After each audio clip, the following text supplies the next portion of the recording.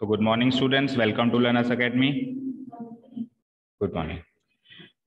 So today we are going to make a quick revision of the second chapter of your CBSE board NCERT book, Inverse Trigonometric Function. Short में क्या कहते हैं, ITF, है ना। तो inverse trigonometric function से पहले trigonometric functions को रिवाइज करना जरूरी है। द प्रॉब्लम इज दैट, वैसे तो चलो जरूरी नहीं भी होता, द प्रॉब्लम इज दैट कि रिलेशंस एंड फंक्शंस में हमने इनवर्स फंक्शंस का पोर्शन हटा दिया, ना ही हमने सीखा तो सही, फर्स्ट टाइम एक बार तो सिखाया है आपको, बट आपने रिवीजन नहीं किया और बस आपने सीख के उधर ही रह गए। तो अब इनवर्स फंक्शंस की नॉलेज नहीं है या कम नॉलेज है, तो फिर इनवर्स ट्रिग्नोमेट्रिक फंक्शंस की नॉलेज भी ऑटोमेटिकली कम ही हो जाती है। ठीक है, तो सबसे मेन चीज इनवर्स फंक्शंस की ये होती है कि जब अपन फंक्शन बनाते हैं तो डोमेन टू रेंज जाते हैं, देखो मैं आपको प्रैक्टिकली एक एग्जांपल लेके देखता हूं। फॉर एग्जांपल मैं एक ए टू बी एक फंक्शन डिफाइन करता हूं, राइट, ए टू बी एक फंक्शन डिफाइन करता हूं। मान लो मैंने इन दो एलिमेंट का, और यहां पे कुछ एलिमेंट है, मान लो 3, ठीक है, मैंने मान लो इन दो एलिमेंट का एक ही इमेज बना दी, तो still it is a function, yes और नो, मैन इवन फंक्शन है, कोई दिक्कत नहीं। अब इनवर्स का मतलब ये तो समझ में आ रहा है कि उल्टा करना है, ये डोमेन थी और ये रेंज थी, तो अब रेंज टू डोमेन जाएंगे, तो जैसे ही हम उल्टा करेंगे तो अब ये डोमेन हो गई और ये रेंज हो गई। तो ऐसा करने से इसकी तो दो इमेजेस बन गई, उल्टे फंक्शन में तो इसकी दो इमेजेस बन गई, तो वो फंक्शन की डेफिनेशन को फुलफिल नहीं कर रहा है। इसीलिए एक कॉन्सेप्ट निकल के आता है, प्रिंसिपल रेंज। क्या निकल के आता है? वो क्या कहता है कि जब आपने उल्टा किया तो आप ओरिजिनल रेंज को भूल जाओ, उसमें से कुछ एलिमेंट छांट के भगा दो, अलग कर दो, और कुछ एलिमेंट्स ही रखो ताकि वो फंक्शन की डेफिनेशन को फुलफिल करे। फॉर एग्जाम्पल, मैं अगर उल्टा करते टाइम इस एलिमेंट को हटा दूं, रेंज में से हटा दूं, केवल यही एलिमेंट रहने दूं, तो अब एक की इमेज बन रही है, तो अब फंक्शन डिफाइन हो गया। तो जो ओरिजिनल दो एलिमेंट्स थे वो तो ओरिजिनल रेंज थी, जो पिछले फंक्शन की ओरिजिनल डोमेन थी, बट उल्टा करने के बाद जो मैंने एक एलिमेंट हटा के एक एलिमेंट रख दिया, उसको रेंज नहीं बोल के क्या कहेंगे, प्रिंसिपल रेंज। क्या कहेंगे? तो हमेशा इनवर्स फंक्शंस की रेंज नहीं होती है, प्रिंसिपल रेंज होती है। ओरिजिनल फंक्शंस की तो रेंज होती है, लेकिन जब उन फंक्शंस का उल्टा करते हैं तो रेंज ना होके वो क्या बन जाती है, प्रिंसिपल रेंज हो जाती है। ट्रिग्नोमेट्रिक फंक्शंस में अक्सर जैसे साइन फंक्शन ही ले लूं मैं, तो उसका ग्राफ सब लोग जानते हो कैसा बनता है, बोलो, ऐसा बनता है, ठीक है। तो आप देख सकते हो कि 1, ये थोड़ा सा गलत बना दिया, रफ ग्राफ बना रहा हूँ हल्का। आप देख सकते हो कि 1 भी 2 बार आ रहा है या बहुत बार आता जाएगा, -1 भी बहुत बार आ रहा है। तो मैं ये कह सकता हूं कि 1 -1 बहुत बार आए जा रहे हैं, कोई दिक्कत नहीं है उसमें, ठीक है। लेकिन जब आप उल्टा करोगे तो 1 -1 1 -1 यानी 1 की बहुत सारी इमेजेस बनेंगी। जैसे इस पॉइंट को आप क्या मार्क करोगे, ये पॉइंट है π/2, इस पॉइंट को आप π/2 1 मार्क करोगे, π/2 पे 1 वैल्यू आ रही है, ठीक है। इस पॉइंट को आप क्या मार्क करोगे बताओ,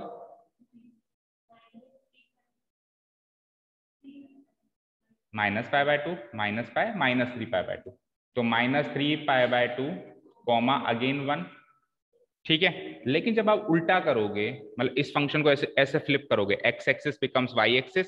इनवर्स करने का मतलब पता है क्या, एक्स एक्सिस को वाई एक्सिस बनाओ, वाई एक्सिस को एक्स एक्सिस बनाओ, ये मतलब है।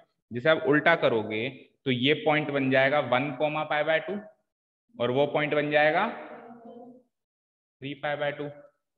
तो ये क्या हुआ, 1 की एक इमेज ये बन गई और 1 की एक इमेज ये, तो एक ही एलिमेंट की दो इमेजेस बन गई, समझ पा रहे हो। तो गड़बड़ हो गई, फंक्शन ही डिफाइन नहीं हो रहा।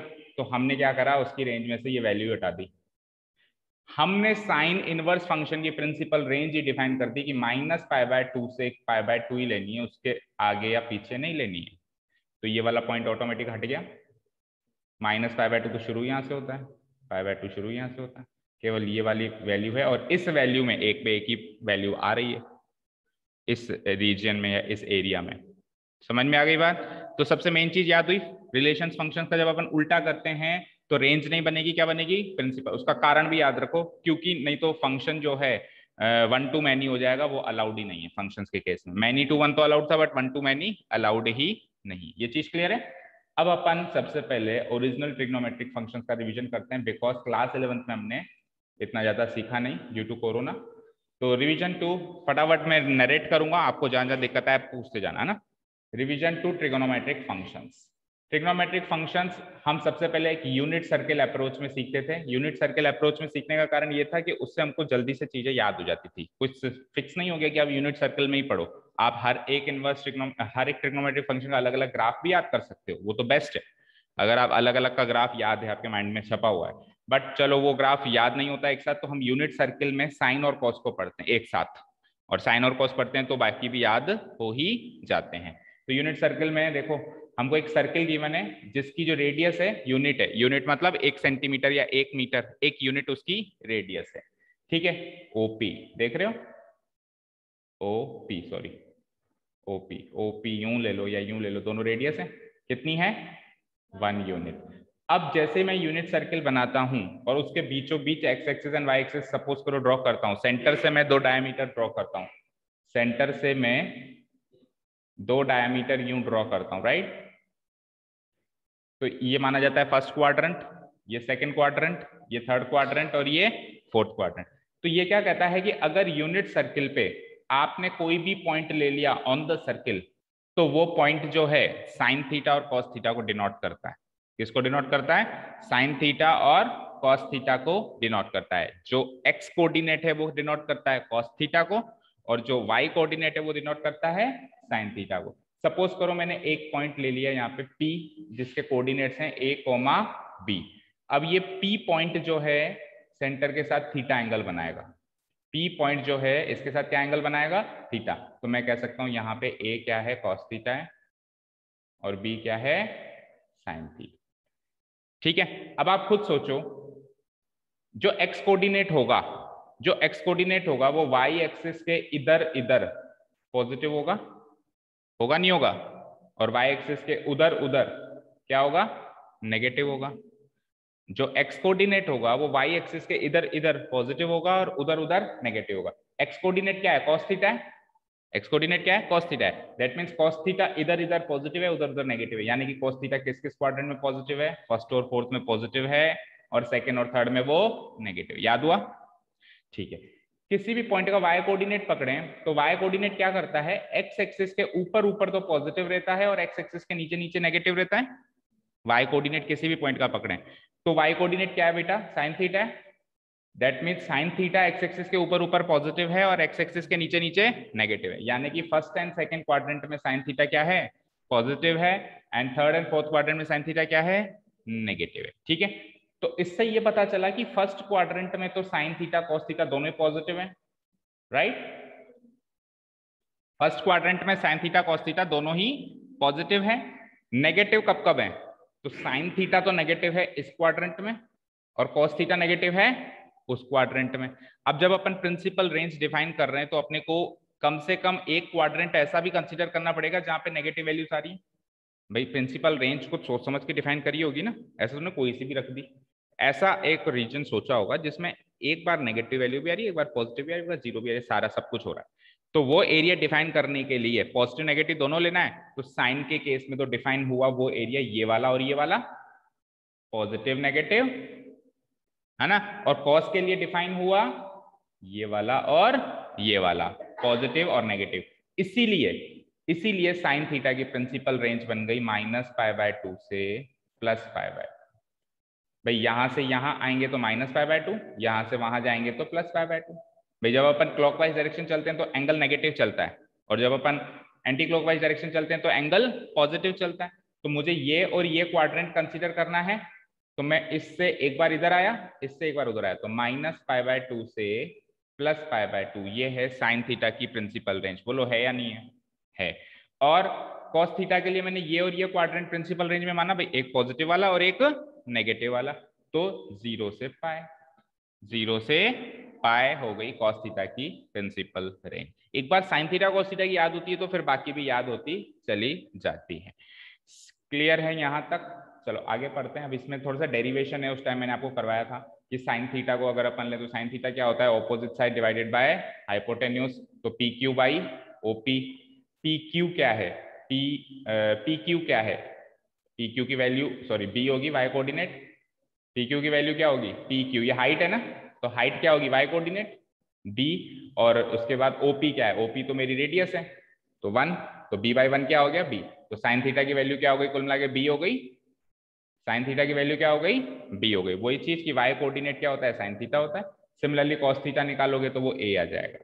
ठीक है, ऐसे याद रखो कि जो वाई कोऑर्डिनेट होगा वो तो साइन थीटा होगा और जो एक्स कोऑर्डिनेट होगा वो कॉस थीटा होगा। अब बाकी कैसे डिराइव करोगे, साइन थीटा सब जानते हो, sine theta by cos theta होता है, तो बी बाई ए होगा, यानी y coordinate divided by x coordinate. अगर यूनिट सर्किल की बात करें, कॉसेक थीटा क्या होगा 1 divided by b, sec theta क्या होगा 1 बाई ए, कॉट थीटा क्या होगा टेन थीटा का उल्टा यानी कि ए बाई बी। ठीक है, मेन तो साइन थीटा कॉस थीटा समझ में आया। यूनिट सर्किल के अंदर एक्स कोऑर्डिनेट क्या होता है कॉस थीटा, वाई कोऑर्डिनेट क्या होता है साइन थीटा। पॉजिटिव नेगेटिव की बात करें तो साइन थीटा जो रहेगा वो पॉजिटिव कब कब रहेगा, फर्स्ट और सेकंड में रहेगा, इसलिए सेकंड हटा दिया उसकी प्रिंसिपल रेंज, क्योंकि दो दो नहीं लेंगे, दो दो लेंगे तो फिर वही एक ही दो इमेज बन गई। उसकी प्रिंसिपल रेंज में फर्स्ट रखा और एक नेगेटिव वाला रखा, यानी कि इसके जस्ट नीचे वाला रखा। ठीक है, कॉस थीटा पॉजिटिव कब रहेगा फर्स्ट और फोर्थ में, इसलिए उसको फोर्थ हटा दिया और उसको सेकंड दिया, भैया तू एक बार नेगेटिव ले एक बार पॉजिटिव।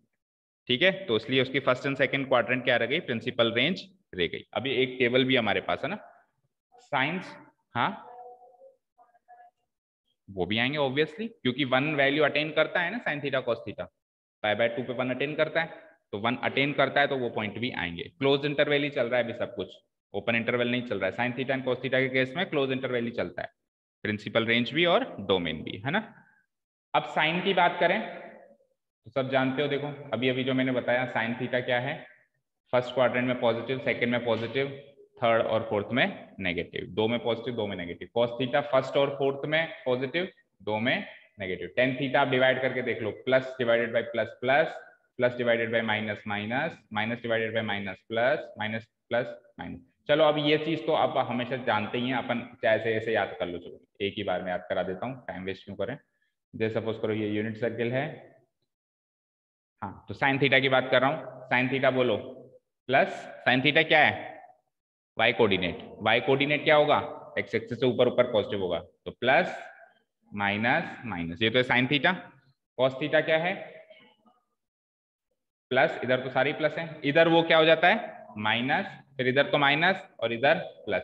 टेन थीटा अल्टरनेट चलता है plus minus plus minus, plus minus plus minus. तो अब देखो टेन थीटा की प्रिंसिपल रेंज में कौन कौन से क्वाड्रेंट लेगा ये, फर्स्ट और फोर्थ लेगा। देखो माइनस यहां पर भी आ रहा है माइनस यहां पर भी आ रहा है, तो आप चाहते तो ये भी ले सकते थे, आप चाहते तो ये भी ले सकते थे, लेकिन प्रिंसिपल रेंज एक स्टैंडर्ड वैल्यू से डिफाइन की गई है, कोई स्टैंडर्ड सिस्टम बनाया गया है, उस सिस्टम को हमको फॉलो करना है, तो उन्होंने सेकंड ना लेके क्या लिया है फोर्थ लिया है। ठीक है क्लियर है, लेकिन याद रखना इसमें वो पॉइंट काउंट नहीं, इसमें ओपन इंटरवल चलती है। ठीक है ना, साइन के केस में तो माइनस पाई बाय 2 से plus pi by 2 close bracket था, और इसमें ओपन ब्रैकेट है, क्योंकि पाई बाय 2 और माइनस पाई बाय 2 पे एग्जैक्ट पे 10 जो होता है वो नॉट डिफाइंड हो जाता है।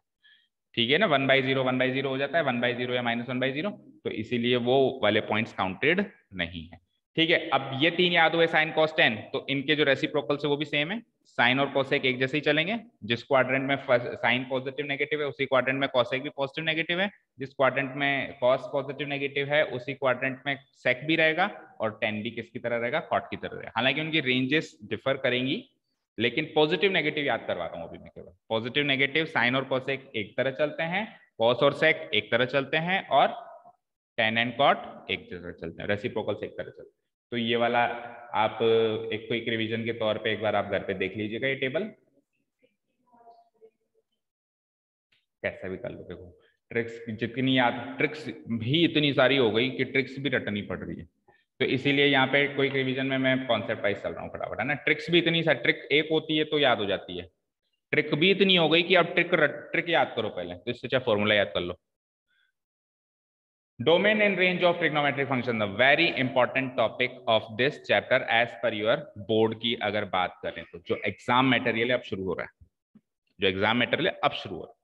तो साइन फंक्शन की देखो ग्राफ भी देखते चलना, साइन फंक्शन जो है देखो यहाँ पे स्क्रीन पे देखो बेटा, जब भी मैं कहूँ ना डोमेन, तो आप एक्स एक्सिस की तरफ देखना। जब भी मैं कहूँ ना रेंज, तो आप वाई एक्सिस की तरफ देखना। तो इसकी डोमेन में देखो सारे रियल नंबर्स आ रहे हैं, चलते ही जा रहे हैं, चलते जा रहे हैं, पॉजिटिव साइड नेगेटिव साइड। यानी साइन फंक्शन की डोमेन क्या है? Any real number. लेकिन इसकी रेंज, तो वाई एक्सिस पे तो ये ज्यादा से ज्यादा 1 तक जा रहा है और कम से कम -1 तक जा रहा है, जिसमें 1 और -1 दोनों पॉइंट्स, ये 1 यहाँ पे 1 और -1 दोनों पॉइंट्स शामिल हैं। तो इसकी रेंज क्या हो जाती है? -1, 1। यहाँ तक कोई डाउट नहीं किसी को भी? ठीक है। सिमिलरली कॉस फंक्शन चलता है, बट कॉस फंक्शन का ग्राफ है ना साइन फंक्शन के ग्राफ से एक पायदान राइट साइड शिफ्ट हो जाता है, एक पायदान राइट साइड शिफ्ट हो जाता है। यानी कि ये जो चीज है, ये वाला पॉइंट उठ के यहां आ जाता है, ये वाला पॉइंट उठ के कहां आ जाता है? यहां आ जाता है। ये वाला पॉइंट उठ के यहां आ जाता है। तो वो जो ग्राफ है वो ऐसे चलता है, ऐसे। समझ में आई बात? समझ में आई? एक पायदान आगे शिफ्ट हो जाता है। देखते नीचे, पीछे हुआ। हाँ सही कह रहे हो, पीछे हुआ। अगर अपन π/2 का इंटरवल लें, इतना इंटरवल लें π/2 का, तो वो क्या हो जाता है? पीछे शिफ्ट हो जाता है। और अगर अपन पूरा पाए वाला इंटरवल लें, तो फिर आगे शिफ्ट हो जाए। मैं यूं भी कह सकता हूं कि ये पॉइंट यहाँ पे शिफ्ट हो गया, मैं यूं भी कह सकता हूं कि ये पॉइंट यहाँ पे शिफ्ट हो गया। तो अगर आगे खिसकाना है तो पाए इंटरवल में आगे खिसकाओ, और पीछे खिसकाना है तो π/2 इंटरवल में पीछे खिसकाओ। ठीक है ना? थोड़ा सा शिफ्ट हो जाता है, लेकिन उसकी भी रेंज अभी भी -1 से 1 तक ही रहती है। क्या? हम्म हम्म हम्म। हाँ तो कैसे भी याद रख सकते हो, आपकी इच्छा है भाई। आपको क्या चाहिए? आपको क्या चाहिए? ये वाला पॉइंट है ना, ये वाला पॉइंट क्या है? यहाँ चाहिए, क्योंकि 0 पे उसकी वैल्यू 1 रहती है। तो आप इधर शिफ्ट करोगे, अगर आप इधर शिफ्ट करोगे तो केवल π/2 इंटरवल पे शिफ्ट करना पड़ेगा। और अगर आप इधर शिफ्ट करोगे तो इधर तो इसकी वैल्यू पाए दूर है ना, कितना दूर है? पाए दूर है। तो आपको यहाँ पे शिफ्ट करना पड़ेगा। कैसे भी याद रख लो, है ना? अब ग्राफ ही देख लो ना नीचे, ये देख रहे हो? ठीक है। तो अब देखो, अच्छा प्रिंसिपल रेंज की बात तो करी नहीं अपन ने। देखो ऊपर आ जाओ, ये साइन फंक्शन था, इसकी डोमेन क्या थी? सारे रियल नंबर। इसकी रेंज क्या थी? 1 से -1, दैट्स इट। उल्टा करेंगे, साइन इनवर्स करेंगे। अभी ग्राफ हालांकि बताऊंगा, पर इसी में थोड़ा सा इमेजिन करो। जब इसको उल्टा करोगे, ऐसे फ्लिप करोगे, x axis becomes y axis and y axis become x axis, तो ये बन जाएगी डोमेन, ये बन जाएगी डोमेन, और ये सारी बन जाएगी रेंज। पर रेंज इतनी बड़ी हो नहीं सकती, नहीं तो फंक्शन डिफाइन नहीं होगा, 1 में नहीं हो जाए।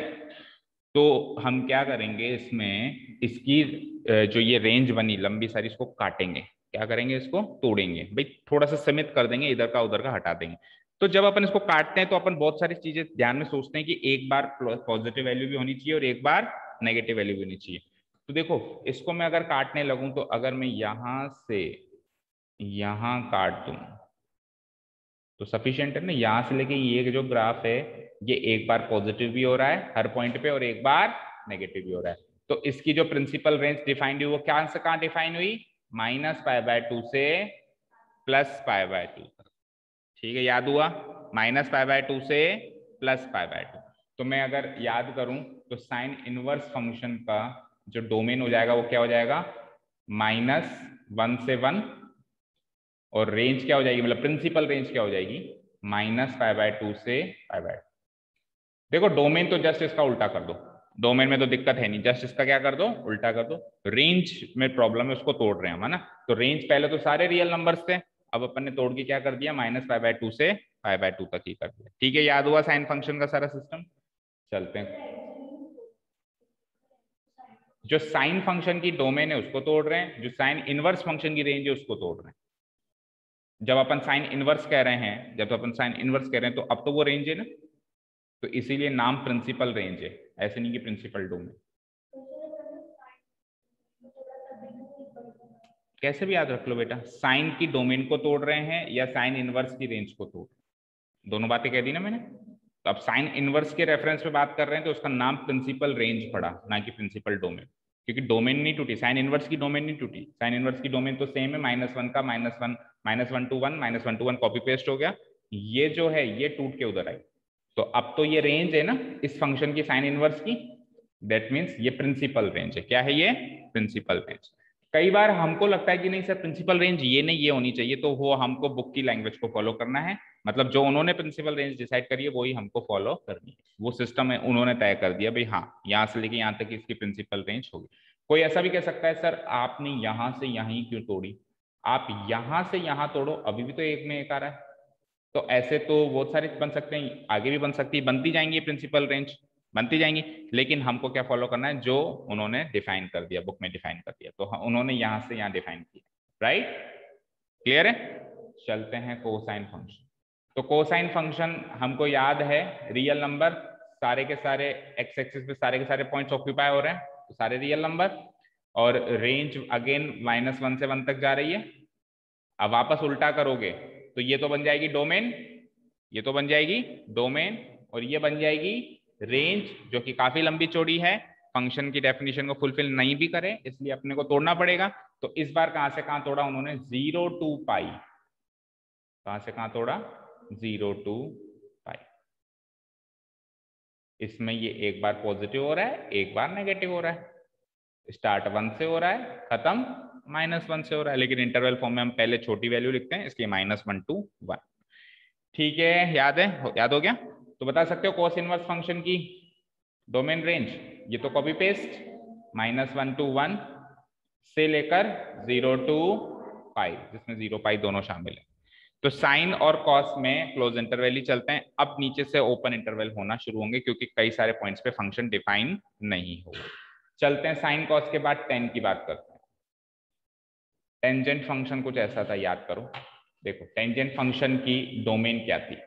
डोमेन में सारे रियल नंबर होते थे पर कुछ एक पॉइंट्स नहीं होते थे। कौन कौन से? जहां पे वो नॉट डिफाइंड हो, जैसे कि 0, जैसे कि सबसे पहले 0 0 नहीं 0 नहीं π/2, π/2, π/2 पे क्या होगा? 1/0। भाई टेन फंक्शन क्या होता है? साइन बाय कॉस होता है, तो sine π/2 divide by cos π/2, sine π/2 1 है, कॉस π/2 0 है, तो 1/0 तो नॉट डिफाइंड हो गया, यानी π/2 शामिल नहीं होगा, π/2 शामिल नहीं होगा तो 3π/2 भी शामिल नहीं होगा, 3π/2 शामिल नहीं होगा तो 5π/2 भी शामिल नहीं होगा, यानी कि ऑड मल्टीपल्स ऑफ π/2 शामिल नहीं होंगे। ठीक है, तो उसकी डोमेन में से उन्होंने ये वाले पॉइंट हटा दिए, ये वाले पूरे ये वाले पॉइंट हटा दिए। क्या है इन पॉइंट की डेफिनेशन?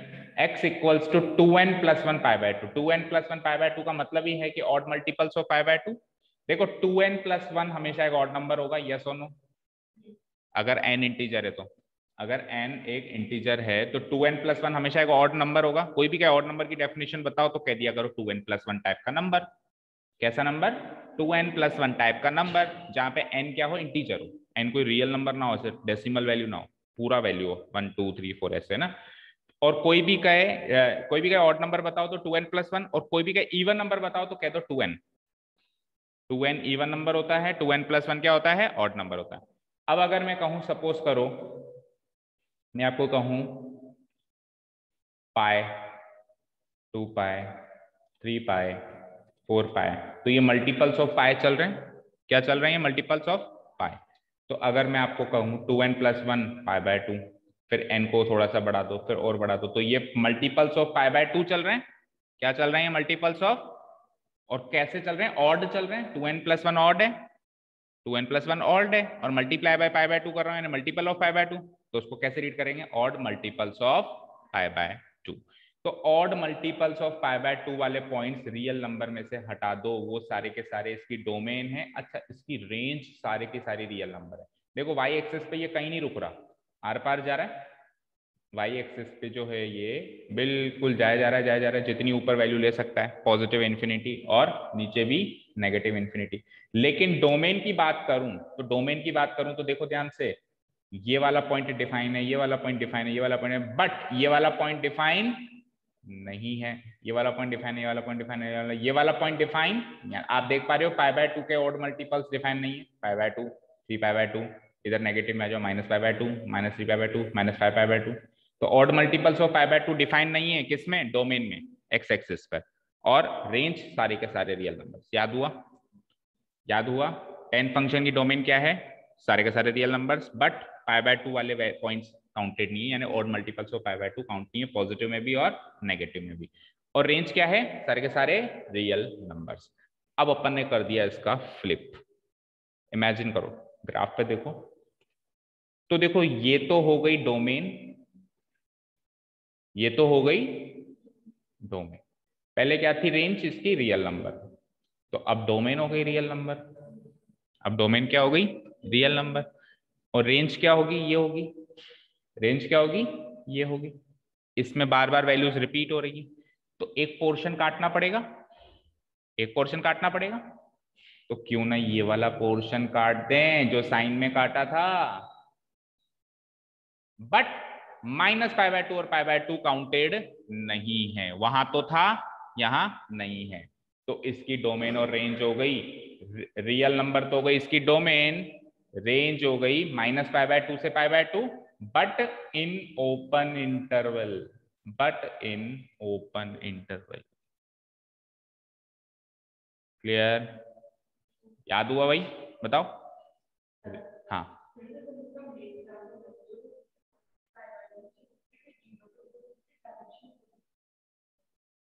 क्या? फिर से कहो, क्या कह रहे हो?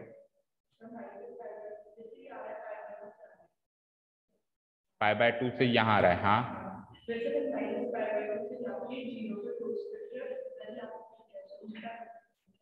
ऐसे करके और वापस ऐसे नहीं, वो तो उसका है ना, इसकी क्या कहते हैं, रेसिप्रोकल फंक्शन। कॉट का है वो। जो भी रेसिप्रोकल फंक्शंस होते हैं वो मिरर इमेजेस होती हैं। देखो, डेफिनेशन चेंज नहीं हो रही, वैल्यू तो चेंज हो रही है। मेरी बात सुनो, अगर आप यूं कर रहे हो, मान लो यहाँ पे π/4 था, तो उस पर वैल्यू 1 आई, और यहाँ पे π/4 था, नहीं यहाँ पे π/4, ये ग्राफ ये हो गया ना, यहाँ पे ओरिजिनल में वैल्यू 1 आई थी, ओरिजिनल फंक्शन में π/4 पे वैल्यू क्या आई थी? 1 आई थी। और अगर अपन यूं कर दे, अच्छा डेफिनेशन चेंज नहीं हो रही है,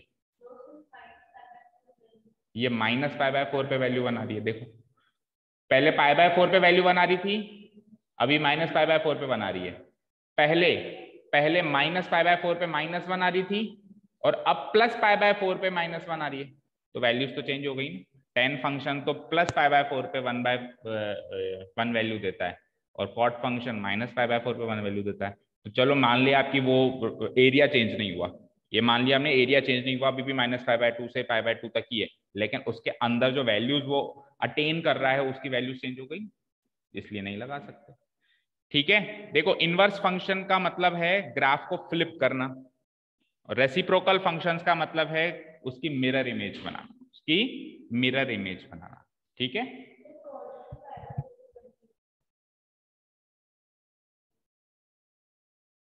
क्या कह रहे हो? कोट भी π/4 पे, कोट π/4 पे 1 देता है। सही कह रहे हो।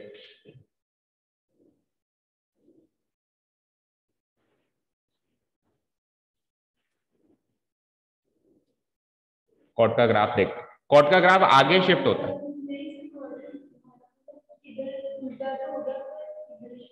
इधर शिफ्ट हो गया, उल्टा तो हो गया। देखो यूं है, यूं यूं यूं यूं यूं यूं, उल्टा तो हो गया बट इधर शिफ्ट हो गया। तो देखो π/4 सेम देता है ना, मतलब π/4 पे दोनों वैल्यूज 1 देते हैं, तो फिर तो काफी सारी वैल्यूज चेंज हो गई।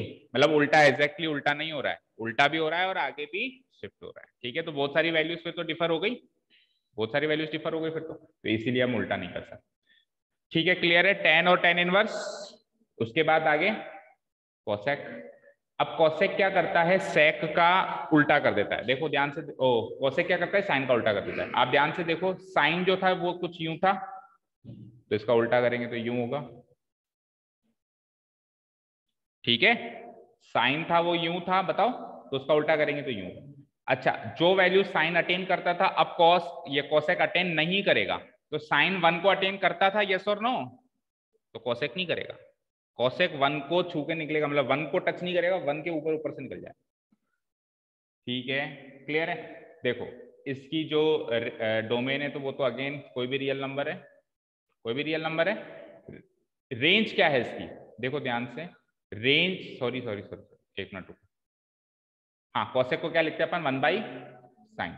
तो साइन जो है वो डिनोमिनेटर जो है वो 0 नहीं होना चाहिए, तो साइन 0 कब होता है, 0 डिग्री पे, 0 डिग्री पे होता है। तो यानी कि कौन कौन से पॉइंट हटाने पड़ेंगे, जहां पे ये 0 डिग्री ला रहा हो, जैसे ये वाला पॉइंट हटेगा, यहाँ पे ये हटेगा। साइन 0 0 कब होता था, 0 पे होता था, पाई पे होता था, 2 पाई पे होता था, माइनस पाई पे होता था, -2। तो ये वाले पॉइंट्स हटाएंगे, तो कौन से पॉइंट्स हटे, x equals to n pi type के पॉइंट्स हटे, x equals to n pi, जहां पे n कुछ भी रख दो, जैसे n 0 रखा तो ये x की वैल्यू 0 हो गई, n 1 रखा तो x की वैल्यू पाई हो गई, x 2 रखा तो 2 पाई हो गई, तो 0 पाई 2 पाई नेगेटिव में भी रख दिया, n की वैल्यू -1 रख दी तो माइनस पाई हो गई। ये वाले पॉइंट सारे हट गए।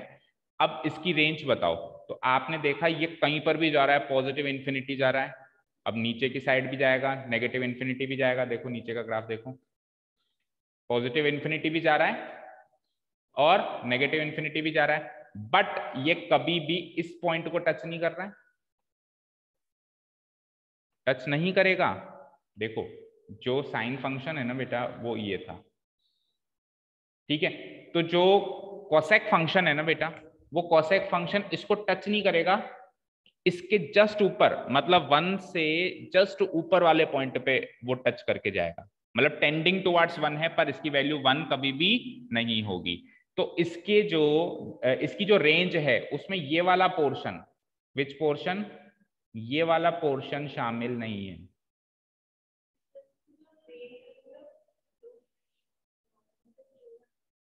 फिर से सुनो मेरी बात सुनो, ये बना बनाया ग्राफ है ना इसलिए थोड़ा, ये है 1 0 माइनस, जो साइन था वो तो यहां से लेके यहां तक ही चलता था, यस और नो, यहां से लेके यहां तक ही चलता था, यस और नो। जो कोसेक होगा वो ये नहीं चलेगा, उसके अलावा सब चलेगा, तो यानी 1 से ऊपर ऊपर चलेगा, -1 से नीचे नीचे चलेगा, भाई ऊपर से ऐसे छू के निकल जाएगा और यहां से ऐसे छू के निकल जाएगा, और वो जो था वो इसके और इसके बीच में ही चलता था, ठीक है। तो यानी कि ये वाला पोर्शन हटाना है, ये वाला पोर्शन हटाना है, और बाकी सारे रियल नंबर मेरे को काउंट करने हैं। अब ये वाला जो पोर्शन मुझे हटाना है, अच्छा आप सही कह रहे हो कि 1 वाला पॉइंट तो काउंट होगा, है ना, सुनो मेरी बात सुनो, 1 वाला पॉइंट काउंट होगा ना, कोसेक थीटा 1 तो होता ही है ना, कोसेक थीटा 1 नहीं होता क्या, सोचो जरा, साइन 90 पे नहीं, कोसेक थीटा 1 कब होता है ये बताओ,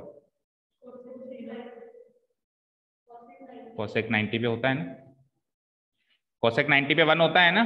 तो ये वाला पॉइंट, सुनो मेरी बात सुनो, ये वाला पॉइंट है उसके रेंज में है, इसके बाद वाला पॉइंट नहीं है, मतलब 1 के जस्ट नीचे वाला पॉइंट नहीं है और -1 के जस्ट ऊपर वाला पॉइंट नहीं है, 1 और -1 उसके रेंज में है। तो अब मेरे को पॉइंट्स कौन कौन से हटाने, 1 और -1 के बीच वाले पॉइंट्स हटाने।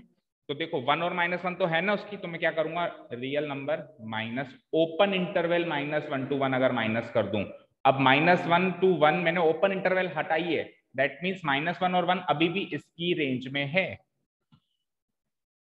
ठीक है। तो ये है आपकी रेंज किसकी, कोसेक थीटा, ये रेंज किसकी है, कोसेक थीटा की रेंज, क्लियर है। चलो अब कोसेक इनवर्स की बताओ जरा, बोलो, ये तो हो जाएगी डोमेन। अब रेंज की बात करें तो रेंज जो होगी वो ये होनी चाहिए थी, ये होनी चाहिए थी, काटना पड़ेगा कुछ ना कुछ पोर्शन। तो याद करो साइन के केस में आपने ये वाला पोर्शन काटा था, इसमें भी यही वाला पोर्शन काटोगे, इसमें भी यही वाला पोर्शन काटोगे, बट 0 पॉइंट उसमें शामिल नहीं होगा, क्योंकि ये वाला फंक्शन 0 तो कभी अटेन हो ही नहीं रहा है, चेक करो 0 तो कभी अटेन हो ही नहीं रहा है ना, तो रहेगा वो का वही -π/2 से π/2 बट उसमें क्या शामिल नहीं होगा, 0। अच्छा -π/2 से π/2 ओपन रहेगा या क्लोज रहेगा, सोचो, मुझे एक चीज बताओ, कोसेक π/2, कोसेक π/2 क्या होता है, 1 होता है, तो फिर तो क्लोज रहेगा ना। कोसेक पाई बाय 2 1 होता है, यानी कोसेक पाई बाय 2 पे तो डिफाइन है नहीं है, कोसेक पाई बाय 2 पे तो डिफाइन है, तो क्या रहेगा, ओपन रहेगा, ओ क्लोज रहेगा। देखो उसमें डेफिनेशन में क्या लिखा हुआ है, एक बार चेक करो, कोसेक इनवर्स एक्स फंक्शन की डोमेन एंड रेंज, जल्दी से। क्लोज है,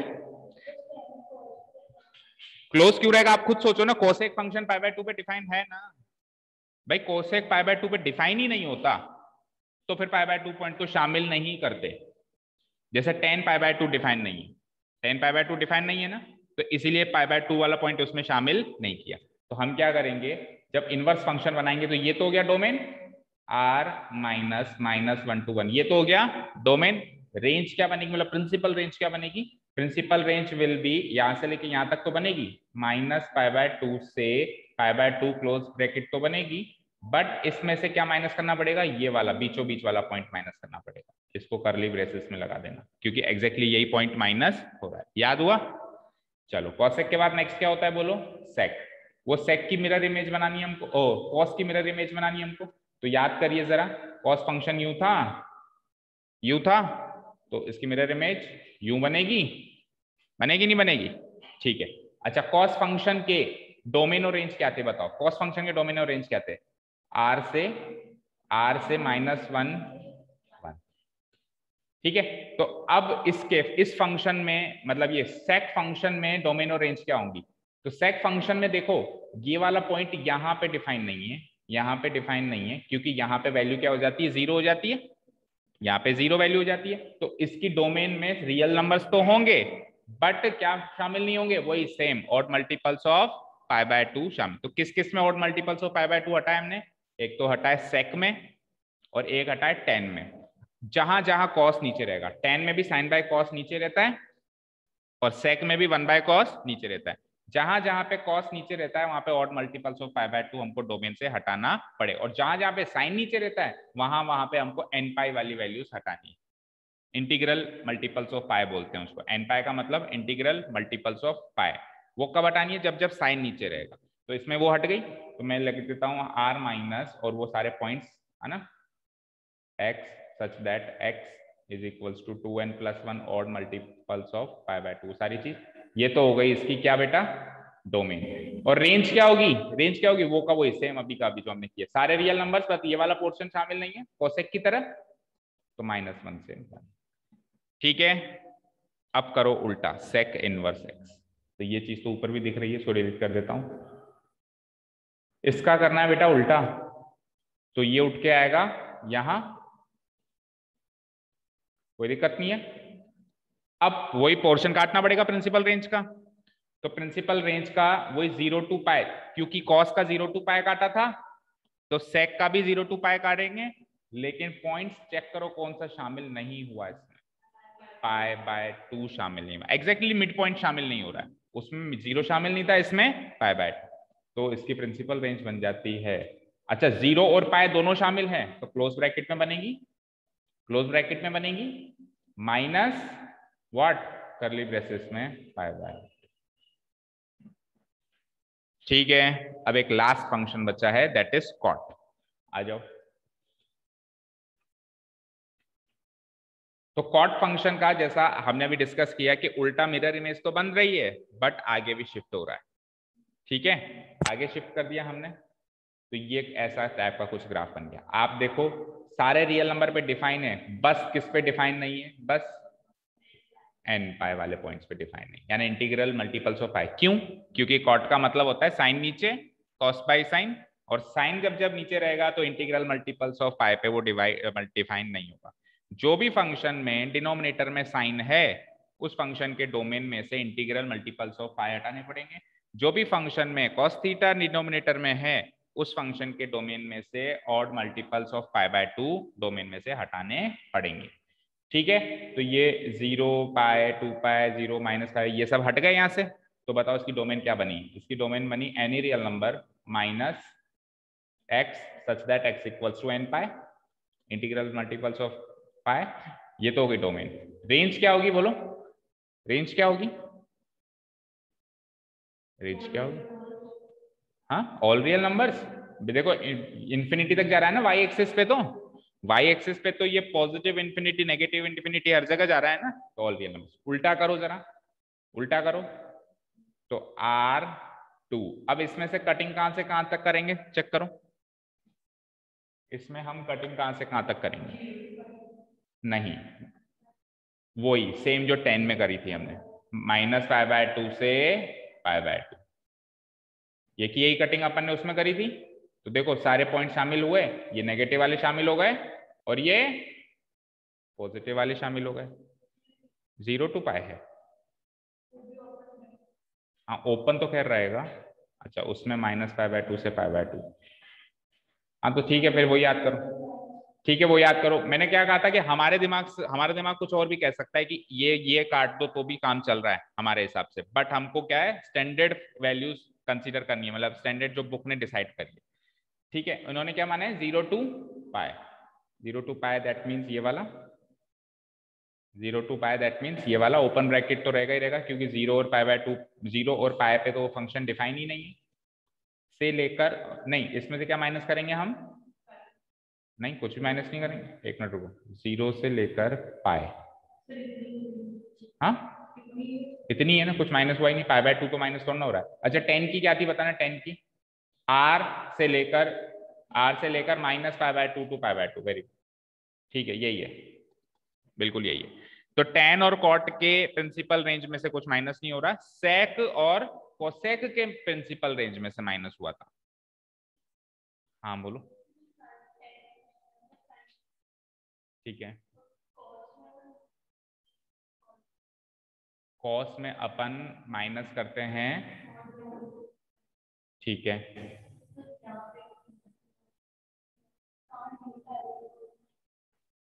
आप क्या कह रहे हो कि cot जो होता है, cot क्या होता है, cos बाई साइन होता है, ऑड मल्टीपल्स ऑफ π/2 नहीं माइनस करते, n π माइनस करते हैं, साइन cot चल रहा है ना बेटा, ये cot चल रहा है तो n π माइनस करते थे, n π 0 और पाई पे आता है, n π कब आता है 0 और पाई, अपन मान ही यहां से यहां रहे हैं तो वैसे ही माइनस हो गए ना वो दोनों, तो बीच वाला पॉइंट तो कंसीडर हो ही गए ना, ठीक है। तो ऐसे याद रखो प्रिंसिपल रेंज के केस में जो एक एक पॉइंट माइनस हुआ है वो sec और cosec में हुआ है, tan और cot में कुछ माइनस नहीं हुआ है। तो क्या अब अपन इस पोजीशन में है कि सारे के सारे इनवर्स ट्रिग्नोमेट्रिक फंक्शंस की डोमेन एंड रेंज एक ही बार में लिख सकते हैं,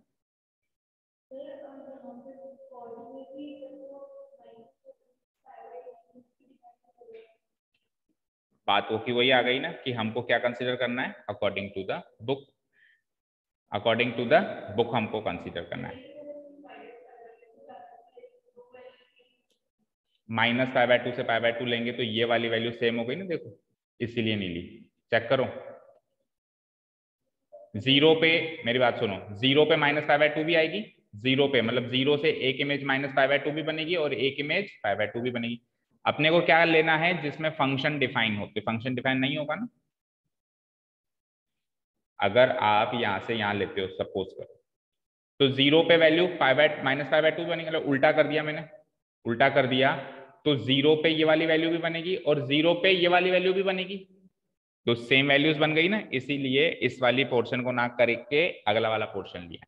ठीक है अब आप एक चीज और याद करो, अगर आपको अभी भी कंफ्यूजन है तो ऐसे याद करो, देखो यूनिट सर्कल में याद रखो, साइन के केस में, साइन के केस में प्रिंसिपल रेंज में ये और ये क्वाड्रेंट है तो -π/2 से π/2, कॉस के केस में प्रिंसिपल रेंज में कौन कौन से क्वाड्रेंट है, first and second, first and second, तो ये वाला और ये वाला यानी 0 to π।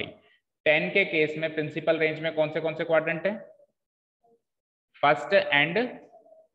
फर्स्ट एंड फोर्थ, वही सेम साइन वाला है ना, तो वही -π/2 से π/2, बट उसमें ये वाले दोनों पॉइंट शामिल नहीं है ना। कहां तक आ गए, साइन cos 10। अब बात करते हैं कोसेक, कोसेक के केस में कोसेक कब कब पॉजिटिव होता है, जब साइन पॉजिटिव होता है, तो कोसेक के केस में कौन कौन से शामिल है, फर्स्ट एंड फोर्थ, अगेन जो वही साइन वाला है ना। सेक के केस में बताओ फर्स्ट और सेकंड, और कॉट के केस में बताओ फर्स्ट और सेकंड। तो 3 फंक्शंस ऐसे हैं जिसमें फर्स्ट और सेकंड है और 3 फंक्शंस ऐसे हैं जिसमें फर्स्ट और फोर्थ हैं, तो इनकी एक फैमिली याद रखो। तो फर्स्ट एंड फोर्थ किस किस में, साइन में, टेन में और कोसेक में। याद हुआ? साइन कोसेक, साइन साइन का रिवर्स मतलब रेसिप्रोकल कोसेक, और साथ में टेन भी रहेगा। और तीन फंक्शंस की फैमिली है जिसमें फर्स्ट एंड सेकंड शामिल है। कौन कौन से हैं वो? कॉस और सेक तो रहेंगे ही रहेंगे, साथ में कॉट भी उनकी फैमिली में ही है। ठीक है, ठीक है ना बेटा?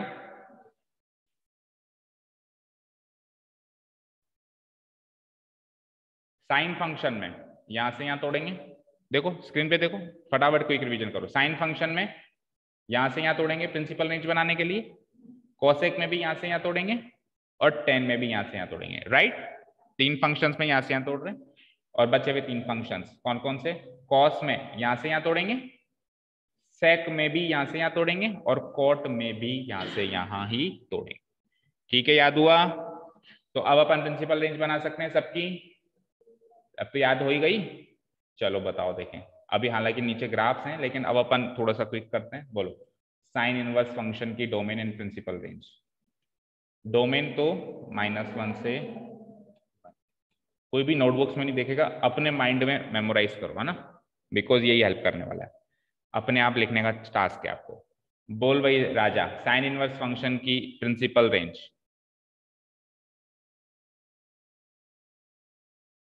कहां से कहां तोड़ा था? अभी अभी बताया,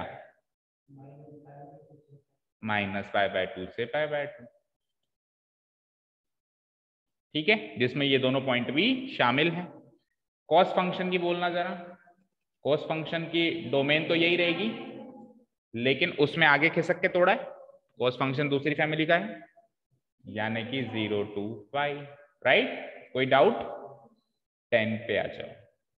अब टेन इनवर्स फंक्शन की डोमेन होगी सारे रियल नंबर, बट 10 में साइन नीचे आ जाता है, तो ऑड मल्टीपल्स ऑफ π/2 मुझे माइनस करना पड़ेगा। ठीक है, तो वो पूरा नहीं लिखता हूँ, आप समझ जाना ना। ऑड मल्टी मतलब मैं एक लिख देता हूँ π/2, आप समझ जाना कि अब ऑड मल्टीपल्स ऑफ π/2 पूरे माइनस हो रहे हैं, है ना? ठीक है, और इसकी जो रेंज होगी, अब वापस इसमें हमने क्या तोड़ा है? साइन की तरह तोड़ा है। साइन की तरह तोड़ा है तो वो के वही ऊपर वाली चीज आएगी, बट इसमें ओपन इंटरवल में आएगी, लाइक दिस। राइट, ठीक है बेटा? आ जाओ साइन का रेसिप्रोकल यानी कि कोसेक। ये तो सेम साइन की तरह ही चलेगा। ठीक है, बताओ उसकी डोमेन। आर माइनस और उस पॉइंट के अलावा, तो R minus open interval -1 to 1। R minus किया था ना हमने, वो ऐसी कटोरी हो गई थी, ये वाला सी ऐसे सी बन गया था, तो वो बीच वाला पोर्शन छूट गया था, ये तो हो गई डोमेन। और इसकी रेंज बोलो, तो कोसेक को भी साइन की तरह ही तोड़ा है हमने, कोसेक को भी साइन की तरह तोड़ा है, तो वो तो रहेगा ही रहेगा ऊपर वाला, बट इसमें इसका एग्जैक्टली मिड पॉइंट माइनस करना पड़ेगा, 0 -0। ठीक है, कोसेक के बाद कॉस का रेसिप्रोकल यानी सेकंड इनवर्स, वही सेम टू सेम। और इसमें उस 0 to पाई को ले लो और इसका एग्जैक्टली मिड पॉइंट हटाओ, तो 0 to पाई का मिड पॉइंट π/2। ठीक है, लास्ट कॉट इनवर्स। अब कॉट इनवर्स कॉस वाली फैमिली का है। कौन सी फैमिली का है? कॉस वाली फैमिली का है। तो कॉस वाली फैमिली में हमने सबसे पहले तो रेंज वो बताओ, डोमेन तो रहेगी रियल नंबर, और उसमें से odd multiples of pi minus होंगे, यानी 0 पाई, n पाई, 0 पाई, वो सब माइनस होंगे। मैं एक लिख देता हूँ, पाई समझ जाना। और प्रिंसिपल रेंज क्या बनेगी? -π/2 π/2 नहीं बनेगी, ये कॉस वाली फैमिली का है, 0 to पाई बनेगी। ये हो गए 6 फंक्शंस के डोमेन एंड प्रिंसिपल रेंज। ये अगर आता है तो एक्सरसाइज 1, इसके आगे कुछ करना ही नहीं, एक्सरसाइज 1। ठीक है, अब क्योंकि आपके एमसीक्यूज होंगे तो याद रखना बेटा, ऐसा क्वेश्चन आने के चांसेस हैं कि ग्राफ दे दे और पूछ ले कौन से फंक्शन का ग्राफ है, या फंक्शन पूछ ले और उसके 4 ऑप्शन दे दें कि इनमें से चारों ग्राफ में से कौन सा ग्राफ है जो इस फंक्शन का है। तो आपके 6 ट्रिग्नोमेट्रिक फंक्शंस उनसे ज्यादा इंपॉर्टेंट है, 6 इनवर्स ट्रिग्नोमेट्रिक फंक्शंस के ग्राफ माइंड में छपे हुए होने चाहिए। और मैं तो यूं कहूंगा, अगर ये टेबल याद है तो इससे ग्राफ भी इमेजिन हो सकता है ना? ठीक है, इसीलिए अपन ओपन मतलब 1 और -1 इसके डोमेन में है। हमको जो हटाने हैं पॉइंट्स, उसमें 1 और -1 के अलावा पॉइंट्स हटाने, यानी 1 और -1 के डोमेन में है। आप तो ऐसे देख लिया करो, कोसेक की वैल्यू 1 आती है ना कभी, तो यानी कि वो उसके डोमेन में है। कोसेक इनवर्स के डोमेन, कोसेक की रेंज में था तो कोसेक इनवर्स के डोमेन में है। ठीक है, चलते हैं आगे। अब इनवर्स ट्रिग्नोमेट्रिक फंक्शंस, हालांकि अपन ने तो उसी के साथ में सारा डिफाइन कर दिया, फिर भी एक बार रीड आउट नरेट कर देता हूं मैं। When we interchange the domain and range of a function f of f such that x to y which is bijective both 1 1 and onto we get a function g by 2x। कभी भी किसी function का inverse बनाना हो तो वो bijective होना compulsory है। क्या होना कंपलसरी है? अदरवाइज वो जब आप इनवर्स करोगे तो वो फंक्शन ही डिफाइन नहीं होगा। बाइजेक्टिव मीन्स 1 1 होगा और ऑन टू होगा। तो देखो 1 1 करना क्यों जरूरी है? अगर मैनी 1 होगा तो उल्टा करते ही 1 मैनी हो गया, इसलिए वो नॉट डिफाइंड हो गया। ऑन टू होना क्यों जरूरी है? क्योंकि ऑन टू में उधर कुछ नहीं बचता, जब उल्टा करोगे तो डोमेन में कुछ नहीं बचेगा। सपोज करो ऑन टू नहीं होता, ऑन टू नहीं होता तो कोड डोमेन में कुछ पॉइंट्स बच रहे हैं, उल्टा करोगे तो अब डोमेन में कुछ पॉइंट्स बचेंगे, जबकि डोमेन में कुछ पॉइंट्स बचने नहीं चाहिए फंक्शन को डिफाइन करने के लिए। इसलिए ऑन टू होना भी जरूरी है और 1 1 होना भी जरूरी है, यानी कि ओनली अ बाइजेक्टिव फंक्शन का ही इनवर्स हो सकता है। अगर फंक्शन नॉन बाइजेक्टिव है तो उसका इनवर्स पॉसिबल नहीं है। तो इसमें लिखा हुआ है which is bijective both 1 1 and onto, तो उसका इनवर्स क्या मिलता है? एक दूसरा फंक्शन मिलता है जो कि y2x चलता है, ये डोमेन और ये कोडोमेन हो जाती है, which can be said as the inverse of the given function f।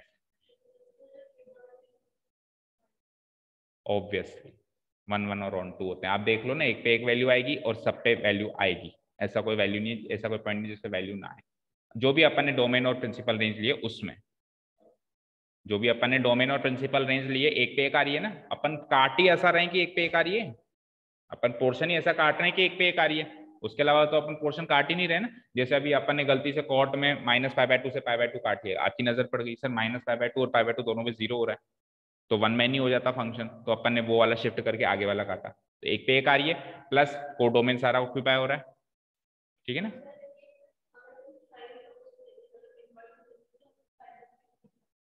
क्यों नहीं हुआ? साइन इनवर्स का ग्राफ बताओ कैसा होगा? केवल साइन, तो ओरिजिनल फंक्शन बाइजेक्टिव होना जरूरी नहीं है, मेरी बात सुनो। एक फंक्शन का इनवर्स तब कर सकते हो जब वो बाइजेक्टिव हो। साइन फंक्शन का इनवर्स नहीं हो पा रहा था क्योंकि वो बाइजेक्टिव नहीं था, बट उसका इनवर्स किया तो उसको काट दिया ना। तो एक तरीके से यूं मानो कि साइन फंक्शन के डोमेन को काट दिया फिर इनवर्स किया, तो काटने के बाद तो बाइजेक्टिव हो गया, उसको बाइजेक्टिव बना के इनवर्स किया। ठीक है, उसको बाइजेक्टिव बना के फिर इनवर्स किया है, तभी तो वर्ड निकल गया है प्रिंसिपल रेंज। ठीक है, उसी का डिस्क्रिप्शन है नीचे कि हमने उसको प्रिंसिपल वर्ड कहां से निकल गया है ना। तो अगर फंक्शन f(x) = y है तो इनवर्स करते हैं तो ऐसा माइनस का साइन, -1 का साइन लग जाता है, f इनवर्स क्या हो जाएगा? g हो जाएगा, और g फंक्शन y2x डिफाइन होगा, और g ऑफ y क्या बन जाएगा? x बन जाएगा। ये सारी चीज है, ये इनवर्स फंक्शंस जो पहला चैप्टर है उसमें डिस्कशन हुआ था इस चीज का।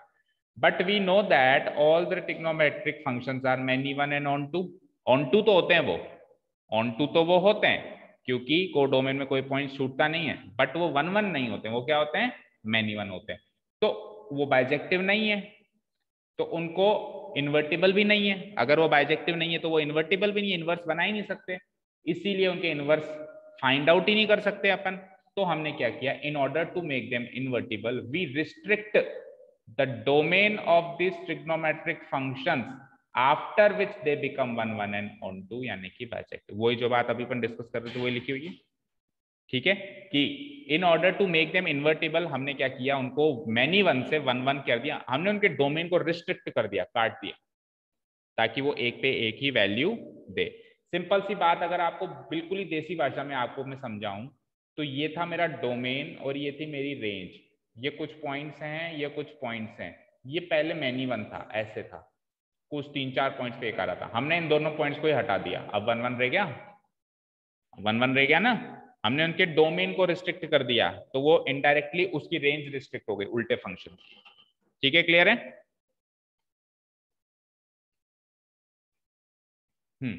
After which they become 1 1 and on 2, that means they become bijective and then they become invertible। ठीक है, आगे बढ़ते हैं। तो साइन इनवर्स फंक्शन हमने हालांकि कर लिया है, फिर भी एक बार फटाफट देख लेते हैं। डोमेन -1 to 1, रेंज क्या होगी? प्रिंसिपल रेंज होगी, रेंज नहीं होगी, -π/2 to π/2। तो उसी फंक्शन का उल्टा ग्राफ है, उसी फंक्शन का क्या है बेटा? उल्टा ग्राफ है। -1 to 1 तो बन गई मेरी डोमेन, और रेंज बहुत सारी थी तो मैंने यहां से लेके यहां तक काट दी। देखो उसमें हम यूं काट रहे थे, उसमें अपन यूं काट रहे थे, उल्टा कर दिया तो यूं कटेगा, वाई एक्सिस पे कटेगा ना, वाई एक्सिस पे अपन ने -π/2 तो π/2 काट दिया। ये हो गई इसके प्रिंसिपल रेंज। बढ़ते हैं आगे, कॉस इनवर्स, कोसाइन इनवर्स मतलब कॉस इनवर्स। इसके बाद अपन ने ग्राफ बनाए नहीं थे, मैंने आपको होमवर्क में करने के लिए कहा था।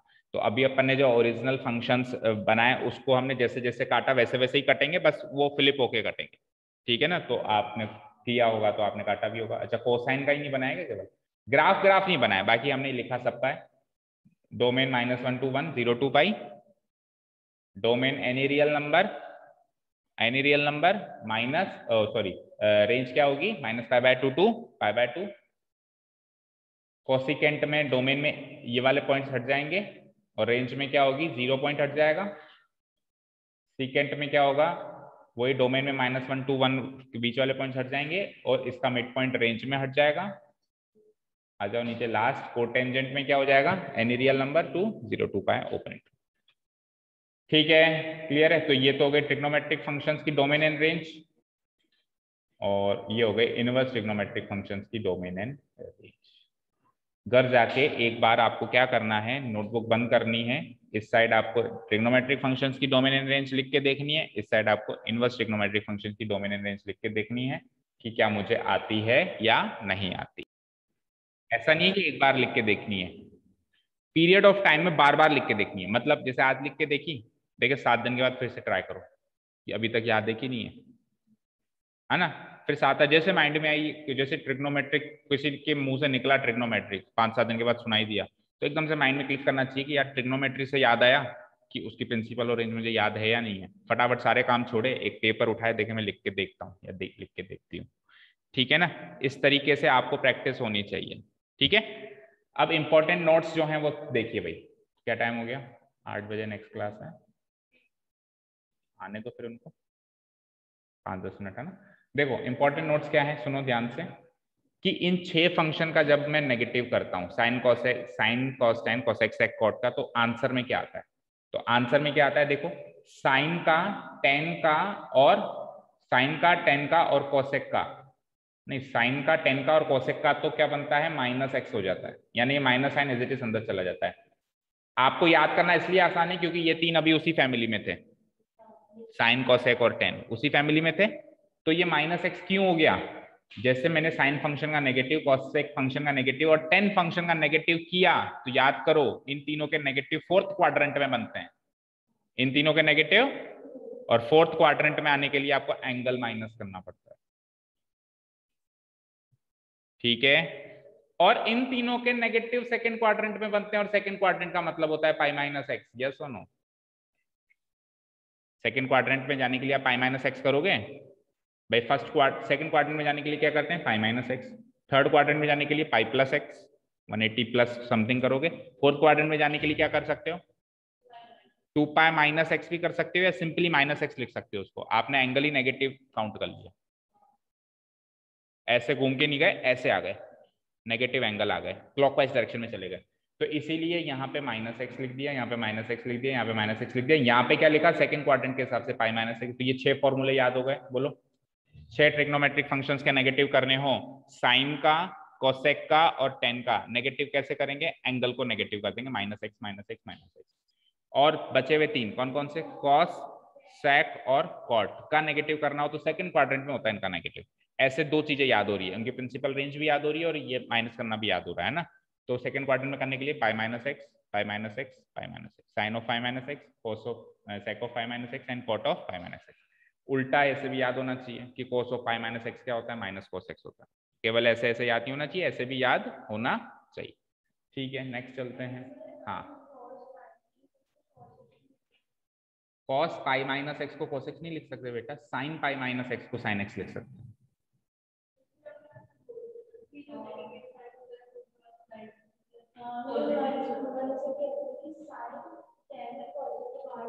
मेरी बात सुनो, cos π-x और cos ऑफ -x दो अलग अलग चीजें। cos π-x का, आप तो ये बताओ π-x का मतलब कौन से क्वाड्रेंट में हो आप। 2nd क्वाड्रेंट में cos नेगेटिव होता है, पॉजिटिव होता है, negative, minus cos x। cos of -x कौन से क्वाड्रेंट में हो, 4th, negative angle, positive cos x। तो जो आप चीज कह रहे हो ना वो इसमें होती है, इसमें नहीं होती। और इसी का उल्टा साइन है, अगर साइन पाई माइनस एक्स करोगे और साइन ऑफ माइनस एक्स करोगे तो जो ऊपर हुआ उसका एग्जैक्टली उल्टा हो रहा है। मुझे बताओ साइन पाई माइनस एक्स कौन से क्वाड्रेंट में हो? फोर्थ में, ओ सॉरी सेकंड में। सेकंड क्वाड्रेंट में साइन क्या होता है? नेगेटिव, पॉजिटिव, तो ये क्या हो जाता है? Sine x. और साइन माइनस एक्स कौन से क्वाड्रेंट में? फोर्थ, और इसमें वो होता है नेगेटिव, तो माइनस साइन। हाँ, कोट माइनस एक्स कौन से क्वाड्रेंट में हो बेटा? Fourth quadrant. फोर्थ क्वाड्रेंट में कॉट क्या रहता है? कॉट 10 की तरह रहता है, plus minus plus minus plus minus negative, that means minus cot x. ठीक है ना? आप ये चेक करो पाई माइनस एक्स ऐसा करने से आप कौन से क्वाड्रेंट में पहुंच रहे हो, और उस क्वाड्रेंट में ये फंक्शन नेगेटिव रहता है या पॉजिटिव, बस उसके हिसाब से फैक्ट कर। सबसे इजीएस्ट तरीका। ठीक है? हाँ हाँ हाँ, बिल्कुल सिंपल सा लॉजिक है। ठीक है? आप ये पहचानो माइनस एक्स को किस तरह का एंगल है, फोर्थ क्वाड्रेंट का एंगल है, और फोर्थ क्वाड्रेंट वो नेगेटिव होता है। ठीक है? क्लियर है? चलते हैं आगे।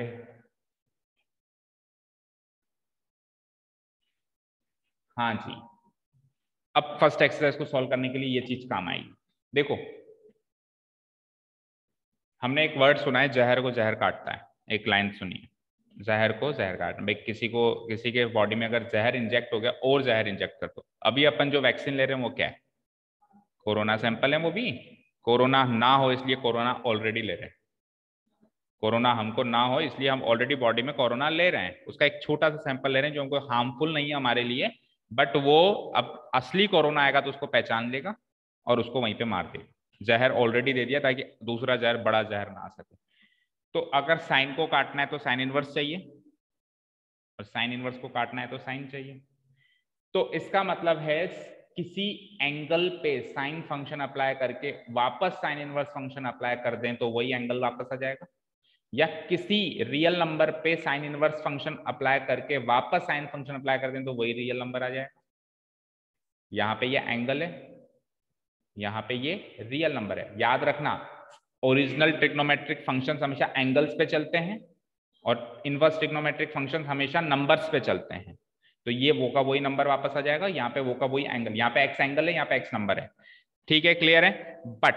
बट ऐसा करने के लिए, जहर को जहर काटने के लिए हमको कुछ रूल्स फॉलो करने पड़ते हैं। जो यहाँ पे वैल्यू है, यहाँ पे इसकी रेंज में आना चाहिए एक्स, इसकी रेंज में आना चाहिए एक्स। तो इसकी रेंज क्या होती है? Minus pi by two to pi by two. Range मतलब प्रिंसिपल रेंज। अगर इनवर्स है तो प्रिंसिपल रेंज सोचोगे, इनवर्स है तो क्या सोचोगे? प्रिंसिपल रेंज सोचोगे। और अगर ओरिजिनल है तो ओरिजिनल में तो ओरिजिनल रेंज ही चलती है, प्रिंसिपल वर्ड होता ही नहीं ओरिजिनल में। तो साइन इनवर्स की प्रिंसिपल रेंज क्या है? ये है। तो अगर x इस वैल्यू से बिलोंग करता है तो ही आप इसको काट के x लिख सकते हो, नहीं तो नहीं लिख सकते हो। नहीं तो नहीं लिख सकते हो। क्यों? ओरिजिनल फंक्शन क्या चल रहा है? Sine inverse. इसका आंसर साइन इनवर्स की रेंज का आना चाहिए। तो उधर जो अंदर अंदर एंगल है वो ऐसा ही लेना चाहिए जो इसकी रेंज का है, तभी आप इसको काट के x लिख सकते हो, नहीं तो इसको इसी फॉर्म में लिखना पड़ेगा और यही आंसर माना जाएगा। समझ में आई बात? क्लियर है?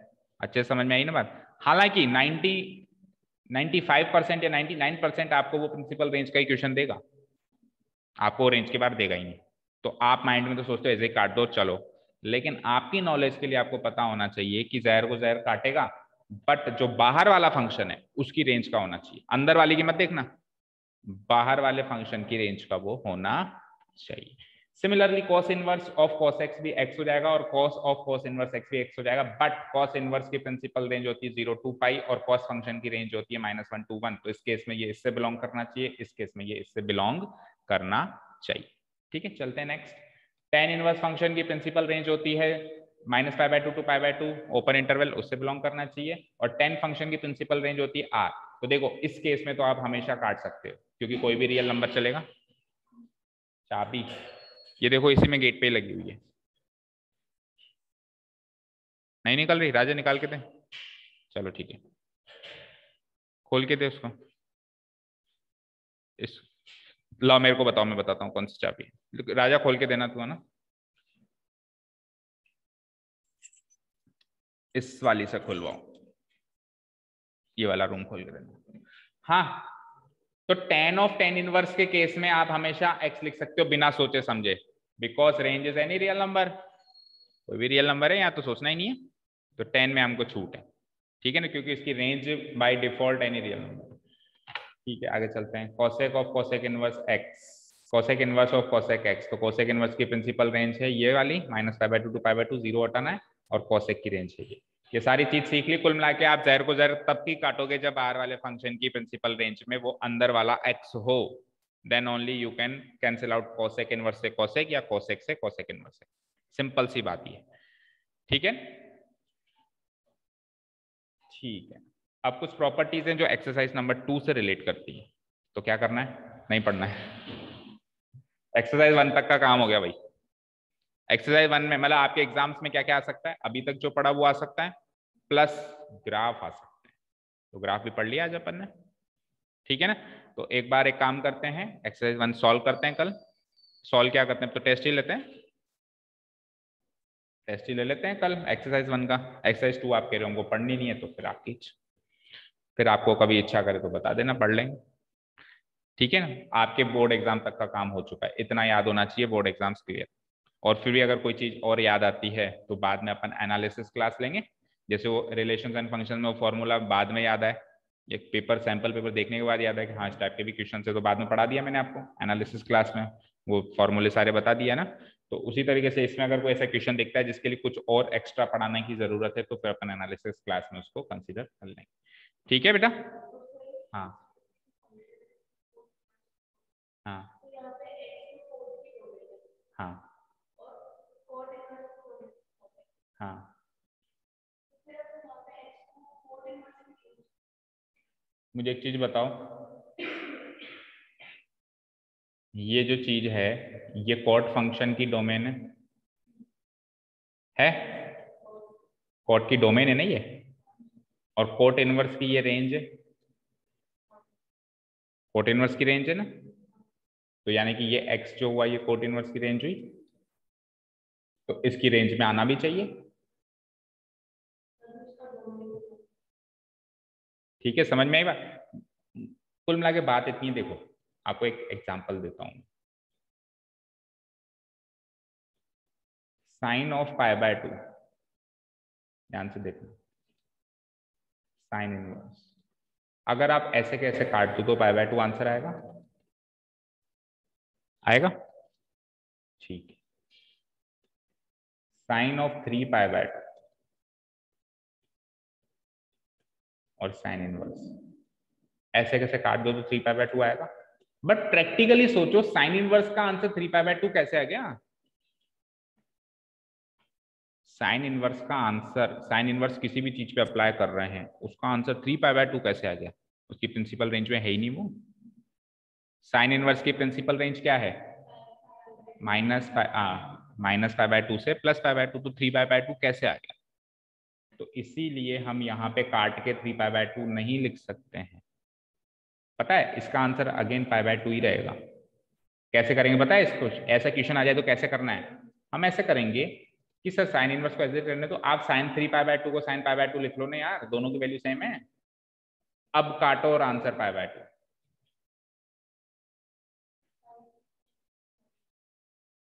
ऐसा कोई बताओ जिसमें 5π/2 ले लो, साइन 3π/2 -1 है ना, 5π/2 ले लो जिसमें 5π/2 और 5π/2 सेम है, तो आप आंसर क्या लिख सकते हो, 5/2, ठीक है ना? क्लियर? और 3π/2 के लिए क्या लिख सकते हो फिर? -π/2, अगर 3π/2 आ जाए, जैसे साइन 3π/2 और बाहर लगा हुआ है साइन इनवर्स, तो आप कैसे करोगे, साइन 3π/2 को आप साइन ऑफ -π/2 लिख सकते हो, राइट? अब तो ठीक है, और साइन इनवर्स से बाहर, तो अब आप काट के इसको आंसर -π/2 लिखोगे, ना कि 3π/2 लिखोगे, ना कि 3π/2 लिखोगे, ठीक है? समझ आया? ठीक है, चलो काफी है ना?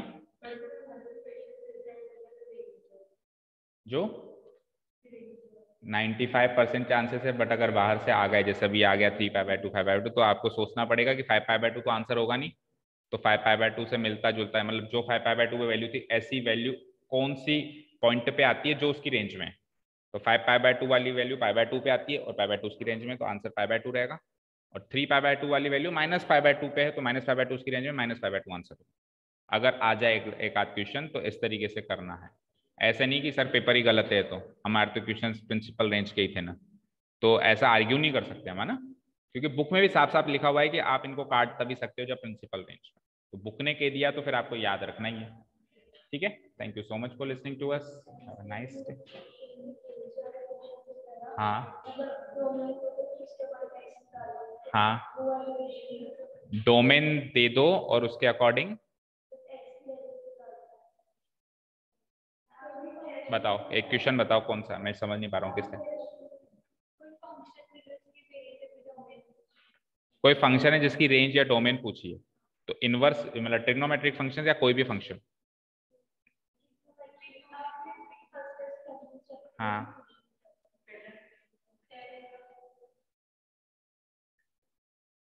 क्वेश्चन बताओ, या तो ऐसे समझ नहीं आ रहा, याद नहीं रहता ना, काफी टाइम हो गया, फोन में दिखाओ। चलो मीटिंग ओवर कर देते हैं फिर। Thank you so much for listening to us, have a nice day, keep learning and bye.